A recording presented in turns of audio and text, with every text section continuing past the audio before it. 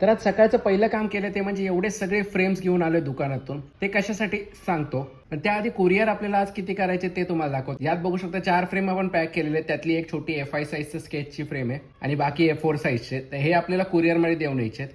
आणि आता तुम्हाला फ्रेम दाखवतो. टोटल फ्रेम तुम्ही बघू शकता याच्यामध्ये किती आहेत. ह्याच्यामध्ये टोटल किती फ्रेम्स आहेत कमेंट करून सांगा. जो राईट गेस करेल त्याच्यापैकी एकाचा आपण फ्री स्केच करणार आहे सॅटर्डेला. तर इतके सारे स्केचचे ऑर्डर आपल्याला फक्त एका कस्टमरने दिलेले आहेत. तुम्हाला पण ऐकून शॉक लागला ना? ह्याच्या मागची पूर्ण स्टोरी ऐकायची तर आपल्या मेन आयडी वरती मी रील टाकलेली आहे, ती एकदा चेक करा.